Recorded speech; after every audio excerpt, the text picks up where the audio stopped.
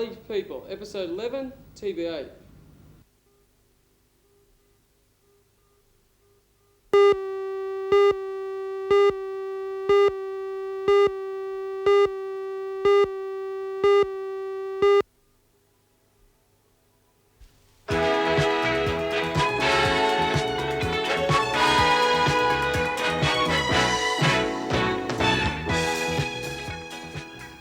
Hello, welcome again to the Valley's People. One of the most fascinating things about this program is just how many interesting people you get to meet from the Hunter Valley. And today, to my knowledge, only 2 people have ever received a citation from the Newcastle City Council for keeping people happy. One of them, Lumsden, that great cartoonist from the Herald, unfortunately can't make this series. But today we'll meet the other person who received that citation. Also, we're going to meet a man who picked up some copper nails and glue to fix up a rowing boat at Mark's Point and now launches $36 million ships. Hope you can stay to meet some more of the Valley's people.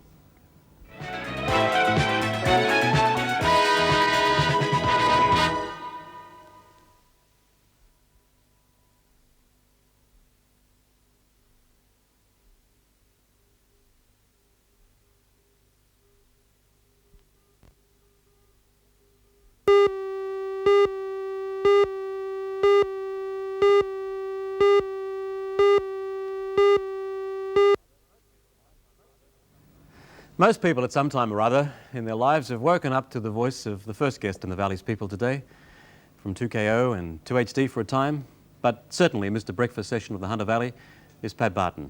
Welcome, Pat. Thank you, Ron. Do you realise that the people who were listening to you when they were, say, 15 have now got children who are 15? Never thought about it before, but next time I'm fitting in a lotto coupon, I'll remember 15, yes.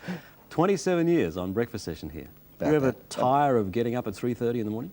No way, no, because when I was young, I used to go on my uncle's milk cart, you know, at 3 o'clock in the morning, and I wake up automatically at 3 o'clock. 8 o'clock at night, socially I'm dead.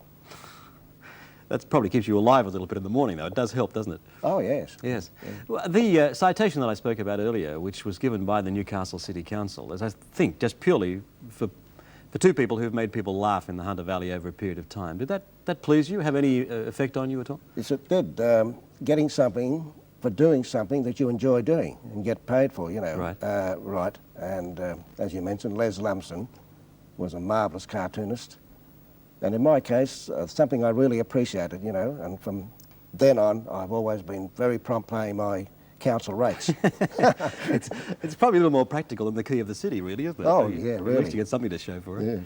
Yes. The gags that you actually give in a breakfast session, Pat, they're not funny stories as such, are they? It's Thank you very much. I was going to rephrase that a little bit, but I mean, it's a humour line attached to sort of the topics of the day rather than the funny thing happened to me on the way to studio. If I can do it, that's the way I love to do it, yeah. Yeah. Is this your attitude to life, your sense of humour on life? Yeah, well, you know, it's a challenge picking up the morning newspaper and seeing if you can get something that's funny out of it, because I think, you know, most of the news we put out, as you know, is bad news, because psychologically people seem to want the bad news. So they say. So they say. And there are little things that come up every now and then. And I think this is one reason why I haven't tired of doing the breakfast session, because every day is so different. You know, I never know what that day is going to bring forth. Whereas if I just got a lot of gags out of an old gag book, I'd pretty soon get tired of that, I think. Yeah, because 27 years, and I don't know how many a day, maybe 8 or 10 quips a day, but you're certainly talking close to 100,000 funny lines. Have you stopped to consider those sort of proportions? I've stopped to consider it. I would think, you know, but 80 to 100,000 been pretty right over the period that I've been on radio, yeah. That's incredible. I guess a lot of people would remember you as the man who really brought the first new release kind of disc jockey. Does that term upset you, incidentally, disc jockey? Disc jockey? No, what's in the name, said Shakespeare, and I agree with him. And except on your tax return, it's just got to be right. But no, disc jockey, platter pilot, and that sort of thing. Radio personality, what's it mean? It means nothing. It means you're communicating with people, I guess, doesn't it? That's what it means, yeah. more or less. And you did through the medium of having a pile of new releases, you know, hot stacks of wax and other expressions. Yes, well, it was pretty new in those days, just after the war, bringing in the latest records before anybody else got them.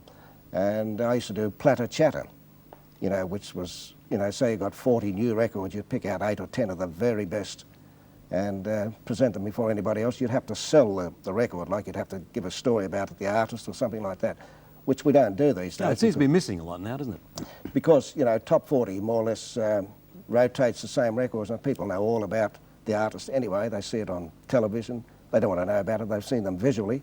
So it's more or less on with the record straight off. No need to sell. Yeah, and then there were those great moments when, I guess they're great from your personal point of view, when, say, the big four on Saturday night, yourself and John Laws and Bob Rogers. Bob Rogers, and then a floater, wasn't there? Well, there's Alan Lappin at some times and Brian Henderson some other times. Yes, They were all in there. But those four names in Newcastle actually, for that first survey, beat some of the big nationally syndicated shows on Colgate new releases. Palmolive shows, particularly on Saturday night with Jack Davey and that, yes. Yeah. We used to rate, used to do a half hour each, 4 half hours. Well, where and when did you start? I guess that's the question that's got to be That's asked. going back a fair way. I started at Young, 2LF Young. The funny thing, in those days I was known more as a sports commentator, believe it or not, and I used to describe what they call a mark-up football. All the good ones start that way. Pretty hectic mark-up football. Well, you should know because you've done so much rugby league in Newcastle yourself. Let's talk about you. No, thanks, Pat. No, I'm here to talk about you. 1938, 2LF, right? Yeah. Football commentator. Yeah. I used to run up and down the sideline with a microphone because, you know, they'd throw things at the players and probably at me too if I didn't keep moving. And really I enjoyed that. And that's my first start, but I couldn't do it today. My voice wouldn't stand it. No, but you've still kept that interest in sport, haven't you? You play tennis. And Oh, I played tennis, yeah, and I follow a certain team in Sydney, which I'm not going to talk about at the moment. They haven't been doing too well. Yeah, I do a bit of running every now and then, but not too much these days. Yeah. You don't like jogging as a sport? I wish you hadn't mentioned that because jogging, I used to do, when I was first doing the breakfast session on KO, I used to jog into town, which is about 1.5 miles from where I lived. Oh, really? Yeah, really. And this particular morning I had a suit on and a tie, because I must have been going to a funeral or something later in the day, I don't know. But a police car pulled up against me and said, where do you think you're going? I said, I'm going to work. I said, where do you work? Jogging to work? Jogging to work, didn't believe it. And he said, where do you work? I said, 2KO. He said, what's your name? I said, Pat Barton. He said, Pat who? Which staggered me, because I was only in the business then. Anyway, after about 5 minutes of interrogation, they let me go. I got to work, and the first item in the news was, man attacks girl on train at Waratah or something. And this was the fellow they were looking for, and apparently I looked like it. So that was the end of jogging. Yeah, for me. Not running away from the scene of the crime anymore. No. Yeah, the days that actually you talked about starting in 1938, but there was a period of your career in which you were in army radio, wasn't there? That was in Borneo because towards the end of the war, they called for all the announcers that were in the army to go to various islands. Borneo was where I finished up, to entertain the troops who were waiting to come home. And they sort of had a priority system. They were there for about a year, some of them waiting to come home because they could only get a certain amount of home at a time. And I was on 9AG, Balikpapan, which somebody told me they picked up in Newcastle. I don't know how, but anyway, Russ Tyson of the ABC was with me there. Yeah. And I had some interesting broadcasts up there. What were those sort of programs? Just the Platter Chatter type program? Well, based on the Americans? No, I used to do an opera session, and Ask a silly I question. would write the script in, you know, humorous terms. I'd bring the, like Aida, I'd have the Aida up to date, driving a staff car or something like that, and sold it to the troops, and they would listen to opera and ballet. I used to do that. And of course, I also did pop music. But in the main, the library was of classical music, musical comedy, and that sort of thing. Maybe I try to educate the troops, I don't know. But It seems miles apart from being Newcastle's #1 disc jockey, doesn't it, really? You start to talk about Aida. terrific background now. Yeah, well, Yeah. let's face it, the first session I ever did on KO as a disc jockey was world-famous tennis. And I guess most people have forgotten that. Oh, yeah, Including I myself. had forgotten myself until you just mentioned it.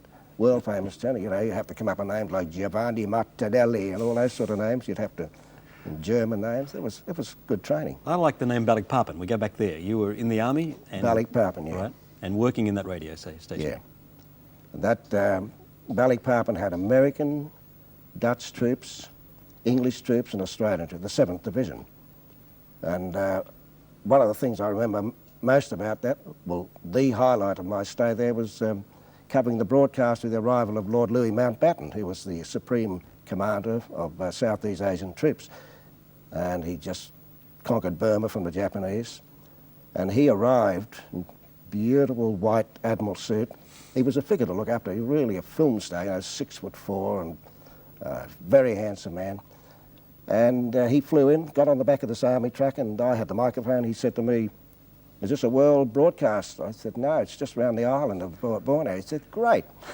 Grabbed the microphone, and the brigadiers have set up all these troops for 3 hours in battle formation and beautifully lined out.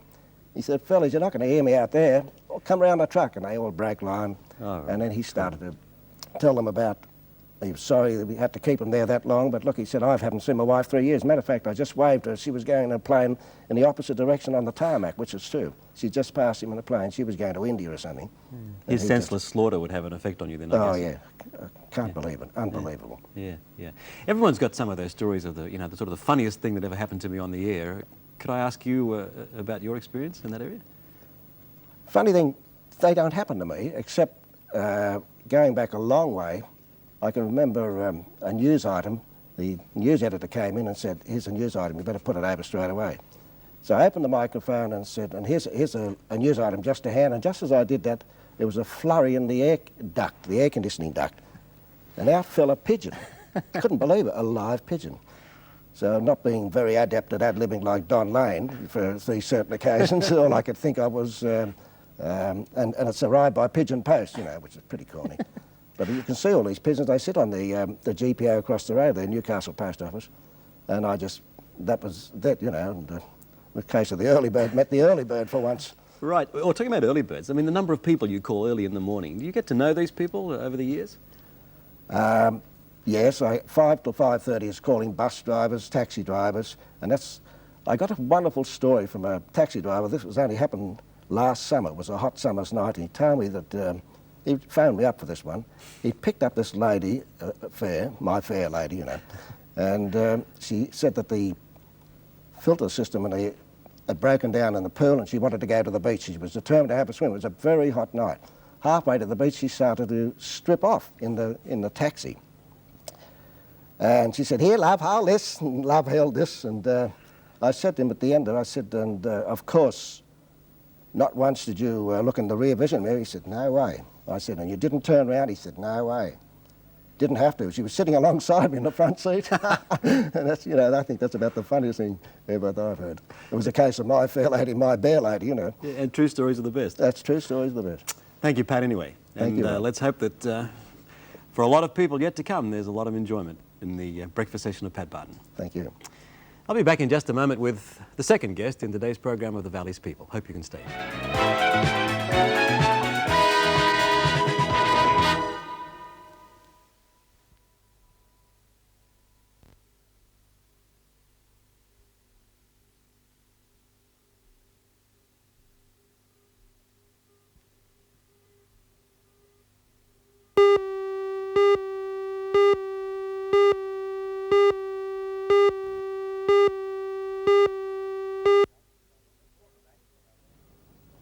Welcome back to the Valley's People.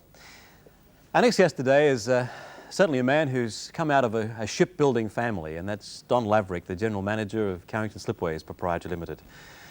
Welcome to the Valley's People, Don. They've always described the Carrington Slipways and everything I read as one of the most successful family businesses in the Hunter Valley. Is that the way you would interpret the thing? I think that's a fair comment, Ron. Most people tell me that. I wouldn't say that myself, but I think that's a fairly valid comment, yeah. Yeah, but it's father and sons, isn't it? Or it started that way? It did start that way, yes. We started at Carrington, my father and my brother John and I. 1967 we went into, had the opportunity of going into partnership with a chap, Bert Lovett. Bought the lease of the slipway at Carrington and started repairing his launches. He was a boatman on the harbour in those days. And repairing his launches and other craft on the harbour in those days. It's a great lesson, isn't it, for someone who wants to start an enterprise, when you start talking about rowing boats at Marks Point and launches and then fishing fleet in Newcastle Harbour, and now you start talking such as the HMAS Tobruk, $36 million, and the Royal Endeavour, and so on and so on. Now, what's the story between, if we can cover it, between, say, Marks Point and Tomago? What are the significant points of that? I think you'd need to go back a fair bit further than that, Ron. My father was an apprentice shipwright in Newcastle-on-Tyne, a Geordie. He was born in 1899, and he falsified his age to leave his apprenticeship on the Tyne, joined the Royal Flying Corps as a rigger. He was allegedly 19, but he was actually only 17 in 1917. Oh, yeah. Was posted to France, rigging on Sopwith camels, and then joined the Glory, the HMS Glory, the first aircraft carrier, as a rigger. And he was injured when they fired the catapult with him still tightening wires on the wing of a Sopwith camel. He fell off onto the deck as the plane took off. So he left Newcastle-on-Tyne in a sailing ship in 1919, sailed to Australia to load coal from Newcastle here to take it to South America. So he's been around the Cape of Good Hope and the Cape Horn, and he came back here in 1923 in another sailing ship and worked in Sydney, was working as a travelling salesman for Copson and Company in Sydney. Pre-war was manpower motivated into Cockatoo Island, and went from there to manage a ship repair yard in Sydney during the Second World War. Moved with the family to Marks Point after the war. In 1948 we came to Marks Point and built rowing boats. He was going to retire there and hire rowing boats. So from there we had the opportunity of moving to a couple of other interesting things he did during that time as well that was probably of interest to reminded me of Pat Barton, that people couldn't get back from the islands. He moved to, he went to New Guinea pre-war to try and overcome the problems that he'd had during the Depression to earn some money. He was there when the earthquake in Rabaul took all the shipping from everywhere in a rescue operation, so he couldn't get back to the family. It looked like being stranded there. He had been there almost 12 months, so he and another chap bought a native dugout canoe, a Lakatoy, and sailed it back to, arrived stranded on the reef in Cooktown in 1938. Well before the war. My gosh, there's an unexpected story, because I was going to concentrate on your career, but it looked as if Dad really has done everything, hasn't he? Oh, he's been around. That sort of get you interested? Did you say, come on, Dad, let's start a shipyard? How did well, I was, no. It was always of great interest. I wanted to be a motor mechanic, and I was an apprentice to that. And after I wasn't apprenticed, I went and tried it for about 6 weeks and said, this is not for me. I then wanted to be a fitter and turner, and I started in that, and I said, this is too boring. So I went back to the boat building with Dad. Then I was apprenticed to him as a boat builder, first in Sydney, and then we moved to Marks Point. Yes. We're throwing semantics here to the wind, I guess, because you're using terms like boats on ships. When do you begin calling a ship a boat and a boat a ship? How can we conduct the rest of the interview so we can get some dimensions of these huge ships? Ron, I think that's a fairly broad line, and old mariners told me that a ship carries a boat. That's an easy definition. All right, so from, say, from after Carrington, and certainly the desire to move to Tomago was motivated by what? Well, we were very restricted at Carrington. Dad always used to say, bite off more than you can chew, and chew like hell is the only way you'll ever progress. And that's been very true in our company. And we just couldn't build any decent fabricating shops in Carrington because the land was all leased from various government departments, and you can't build a solid building. You can't borrow the money to build on leased land, so we had to find a place that we could call our own and buy the land. Right. And the only suitable place that we could find, and even though it's not perfect for the site, it's the best we could find, and it proved to be very good, was at Tomago. We could buy a farm that was on the riverbank. Yeah, still a business gamble of gigantic proportions at that stage. Well, it's a step-by-step thing, Ron. We first started at Carrington. The first boat we ever built there of any size was a wooden vehicular ferry, a 6-car vehicular ferry.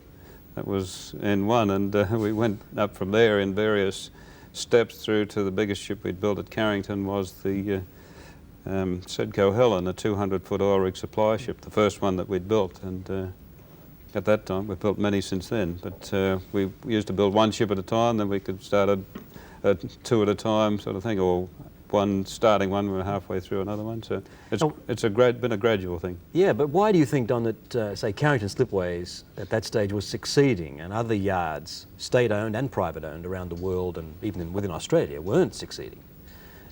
Is it expertise? Is that all there is to it, or are there other factors that I'm missing? No, I think it's very much the team effort that we have built. At the launching of the Royal and Endeavour recently, the ship owner, Fitz-McLean, spoke at the launching and said that he'd never been in a place where he'd seen such a spirit of teamwork, right from the drawing office through the whole shipyard, and that their ship was delivered on time. He credited to that teamwork spirit, and I think that's a wonderful thing that we've managed to put together. Wasn't that the day that you couldn't get the champagne bottle to crack? I hoped you wouldn't mention that, Ron. Oh, well, obviously it was. It was. It certainly was, yes. What really happened? Is there just not enough swing in the cord?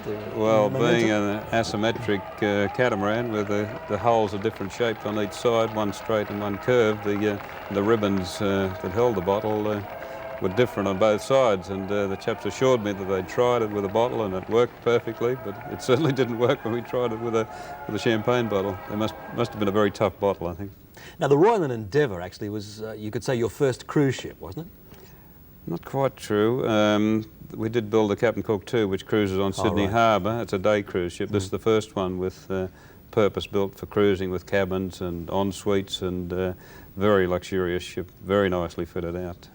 The other thing about the Carrington Slipways, which I guess you're not the first to tell me, but other people are, they're saying that when you deal with the Carrington Slipways, that you're just as likely to come back with a counter-proposal to the one they suggest. And going back to the Royal and Endeavour, apparently they came to you and wanted this particular ship, and you went away and said, we're going to give you this other one instead. Is that too simplistic? That is a little simple. We do make suggestions to customers. We always are looking for opportunities. We must do.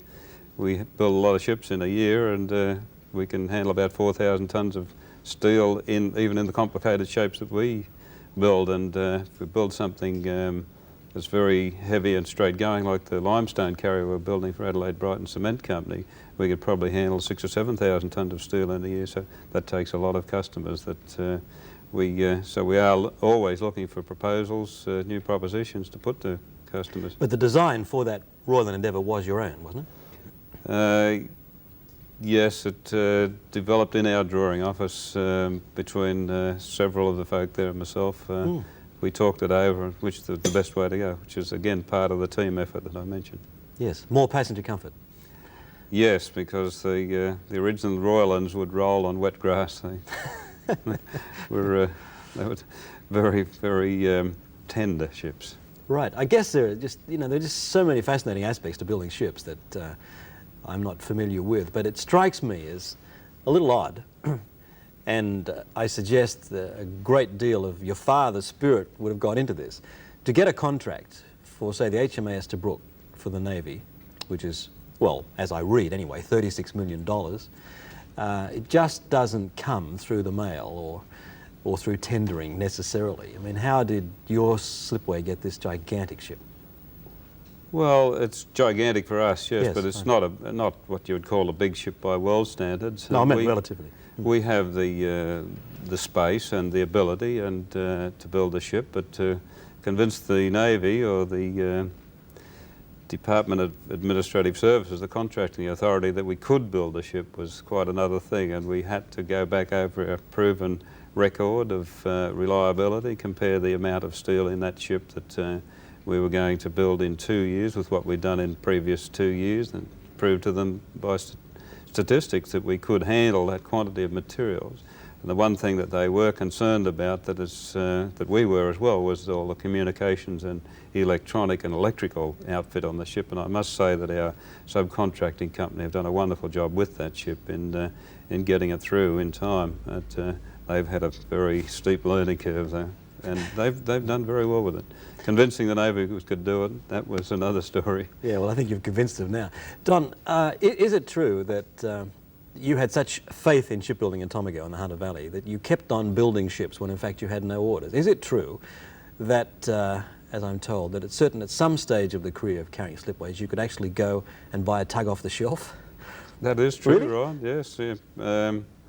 6 of our standard 29 metre tugs have been built that way. We've actually started work on them because we could see there was more work coming up in the future, but there were some big gaps in the program. We felt that those tugs would be a very worthwhile proposition for ship owners. We went ahead and built them. It was either that or stand around doing nothing, so what would you do? Well, there's faith. There aren't too many industries, you know, in which you can take publications worldwide and reveal the name Tomigo. And I guess the Character Slipways is the one which is taking that name worldwide at the moment. Congratulations, Don Laverick, and the team that you have at Tomigo. Thank you very much, Ron. I'll be back in just a moment in today's program of The Valley's People.